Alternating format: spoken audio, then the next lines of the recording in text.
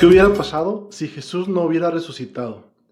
¿Por qué la resurrección es tan importante? ¿Qué tal si solo fue el mejor hombre, nos dio ejemplo de muchas cosas y solo murió como un símbolo? San Pablo planteó esto a la iglesia de Corinto. Siendo así, nuestra predicación sería inútil, su fe en Dios sería inútil y aún estarían bajo la condena de sus pecados. Y nosotros los apóstoles estaríamos mintiendo porque hemos dicho que Dios levantó a Jesús de la tumba. Si Cristo no resucitó, todos los que murieron creyendo en Él están perdidos. Nuestra esperanza en Él es solo para esta vida. Y si es así, somos las personas más miserables en este mundo, los más dignos de lástima. Si Jesús no hubiera resucitado, no podríamos creer en nada de lo que Él dijo, porque en varias ocasiones mencionó que sería levantado de entre los muertos. Y si Él mintió sobre eso, todo lo demás que dijo puede ponerse en duda. Si no hubiera sido resucitado, la Biblia sería otro libro más. No sería palabra de Dios. Tendría poesía, cantos, historia, pero nada divino. En cambio, si en verdad resucitó entre los muertos, no estamos perdiendo el tiempo en lo que creemos. Predicar no es inútil, nuestra fe no es inútil. Si en verdad resucitó, todos los que murieron creyendo en Él tienen esperanza. En verdad es hijo de Dios y no solo un hombre, y podemos creer en todo lo que dijo. Si Él está vivo, la Biblia entonces no es un libro más, es de hecho la palabra de Dios. La resurrección es el acontecimiento supremo. Muchos otros antes de Jesús han venido y muchos otros después, diciendo que son algún tipo de Mesías, de Salvador, pero la muerte los ha aprisionado. Ninguno de ellos ha regresado de entre los muertos.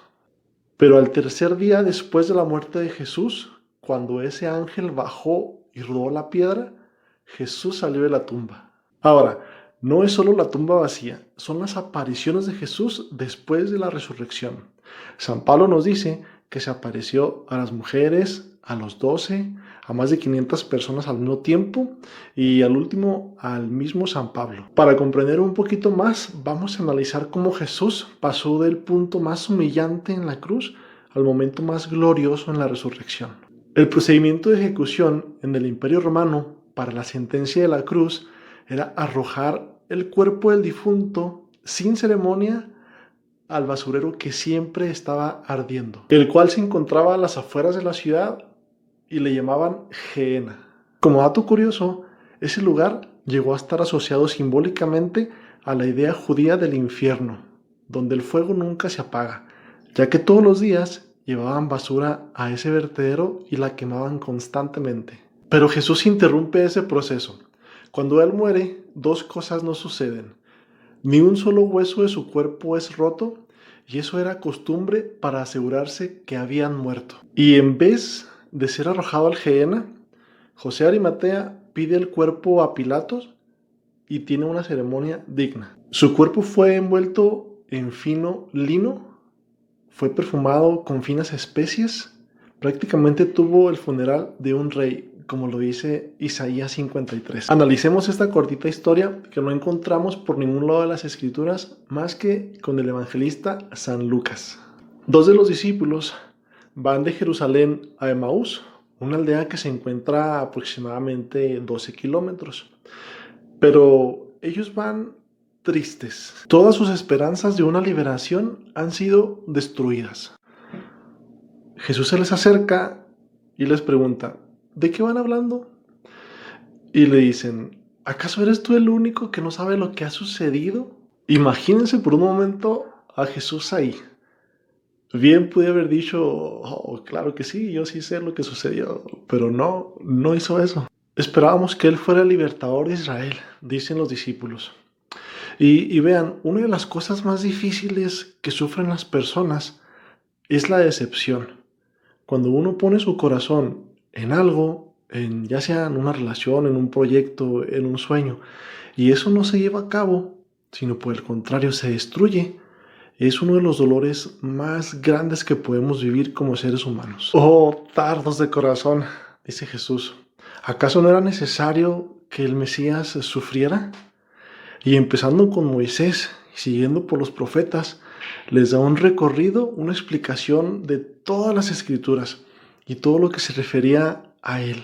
Jesús empieza a entretejer todos los hilos de la enseñanza del Antiguo Testamento y se los explica detalladamente. Cuando llegaron a Emaús, Jesús hizo como que iba más lejos. Entonces dijeron, quédate con nosotros, ya está cayendo la tarde. Y Jesús, pues, se queda con ellos. Pero no lo reconocieron sino hasta cuando pronunció la acción de gracias y partió el pan. Entonces lo reconocen por un instante y Jesús desaparece. Y me encanta esta parte cuando dicen entre ellos, ¿verdad que ardía nuestro corazón cuando nos explicaba las escrituras? Y en ese momento se levantaron y no les importó que fuera tarde ya, regresaron a Jerusalén y les dijeron a los discípulos, en verdad ha resucitado. Y les compartieron todo lo que vieron, todo lo que escucharon en el camino y cómo lo habían reconocido al partir el pan. Y por si no fuera suficiente, cuando estaban platicando de todo esto, Jesús se hace presente en medio de ellos. Muy bien, cuando vemos todo esto desde un punto de vista humano, decimos, es imposible. Las leyes de la naturaleza dicen que eso no se puede.